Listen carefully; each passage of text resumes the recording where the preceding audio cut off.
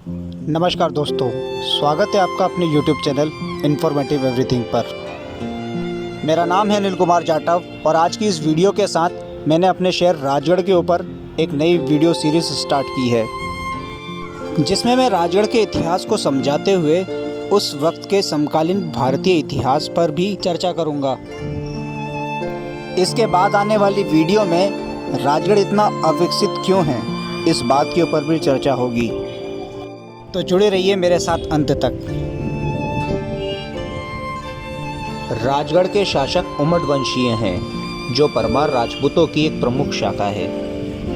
तो उचित यही होगा कि हम राजगढ़ के इतिहास को समझने से पहले राजपूतों के इतिहास को समझ लें, फिर राजगढ़ के इतिहास पर आते हैं। आज से 1385 साल पहले उत्तर भारत में एक बड़ा साम्राज्य था, जिसे हर्ष साम्राज्य के नाम से जाना जाता था।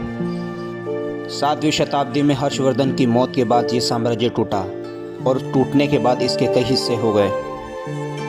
साम्राज्य के टूटने के बाद छोटी छोटी रियासतों का जन्म हुआ। ये रियासतें राजपूतों की थी।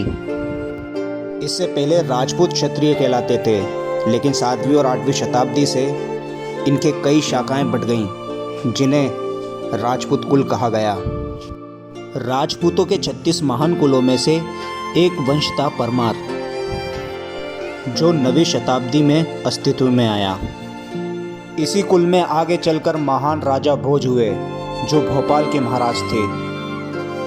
17वीं शताब्दी, राजगढ़ का इतिहास। राजगढ़ मध्य प्रदेश के क्षेत्र में हजारों सालों से भीलों की बस्तियां थीं। ये लोग यहाँ के स्थायी निवासी थे, जो हजारों सालों से, कई सदियों से यहाँ रह रहे थे। इन बेचारों की खुशियों पर ग्रहण तो तब लगा जब परमार वंश की एक शाखा उमड़ वंश के राजा रावत मोहन सिंह ने साल 1640 में जब इनके ऊपर आक्रमण किया तथा इनके सरदार को परास्त किया, यानी हराया, तो सही मायने में हम ये कह सकते हैं कि आधुनिक राजगढ़ के संस्थापक रावत मोहन सिंह ही हैं, जिन्होंने 1640 में राजगढ़ वाली जगह पर आकर राजगढ़ को बसाया। देखिए, साल 1640 के आसपास कैमरे तो चलते नहीं थे, इसलिए राजा मोहन सिंह रावत जी की तस्वीर तो अवेलेबल नहीं है, लेकिन इनके वंशजों की तस्वीरें ज़रूर हैं, जो कि 1800 तथा 1900 के समथिंग खींची गई होंगी।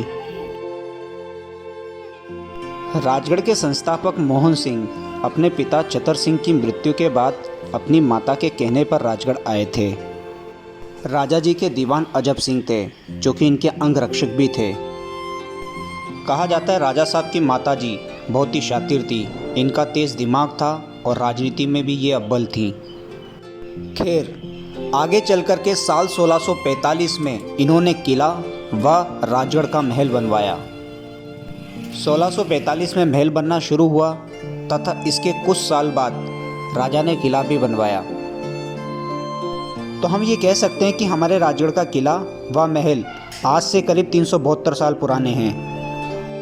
किले के चारों ओर शेरपनाह का कोट खिंचा हुआ है, जिसमें 5 दरवाजे हैं, जिनके नाम इतवारिया, बुधवारिया, सूरजपोल, पनवारिया तथा नया दरवाजा है।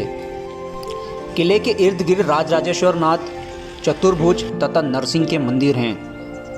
कहा जाता है राजेश्वर मंदिर की नींव में एक नरमुंडी, शिकार किए गए सिंह का मस्तक तथा सोने का नाक सहित मोती की मालाएं भी सम्मिलित हैं।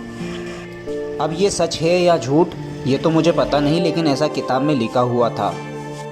राजगढ़ के किले और महल साल 1645 में बने। ये वही समय था जब ताजमहल के बनने का काम भी चल रहा था। तो इस हिसाब से राजा मोहन सिंह शाहजहां के समकालीन हुए। मेरे पास किले तथा महल के आज से करीब 200 साल पुराने फ़ोटोज़ हैं, मैं शेयर कर रहा हूँ, आप देखिए ज़रूर। यह है हमारा राजमहल। ये करीब 1870 के आसपास का फ़ोटो है। लिटरली ये फ़ोटोज़ बहुत ज़्यादा पुराने हैं, आप देखिए इन्हें। आगे आने वाले फ़ोटोज़ में आप देखिए, ये फ़ोटो हमारे नदी के पास का है, जिसको 1857 की क्रांति के कुछ साल बाद खींचा गया। बात करें यदि खोयरी मंदिर की, तो इस मंदिर की स्थापना करीब 11वीं शताब्दी में करी गई थी, जिसको बाद में रियासत के समय मंदिर बनवा दिया गया। मंदिर से जुड़े हुए कुछ तथ्य बाहर दीवार पर एक बोर्ड पर लिखे हुए हैं। आप अगली बार जब मंदिर जाएं तब उन्हें पढ़िएगा ज़रूर। सही मायने में ये मंदिर 11वीं शताब्दी के आसपास का है और यहाँ पर जो तारीख लिखी हुई है वो 1610 है, तो ये थोड़ी सी गलत है। बात करें यदि जालपा जी के मंदिर की, तो ये मंदिर विंध्याचल की एक प्राचीन पहाड़ी के ऊपर बनाया गया है। करोड़ों वर्ष पुरानी पहाड़ी पर मंदिर निर्माण ओमड वंशियों ने ही करवाया। बात करें यदि श्रीनाथ जी के मंदिर की, तो ये मंदिर भी भीलों के समय से है।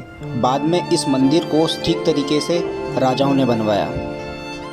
आगे आने वाली वीडियो में मैं व्यावरा तथा नरसिंहगढ़ के इतिहास को भी समझा दूंगा, यदि आप लोगों का सपोर्ट बना रहा तो। धन्यवाद दोस्तों।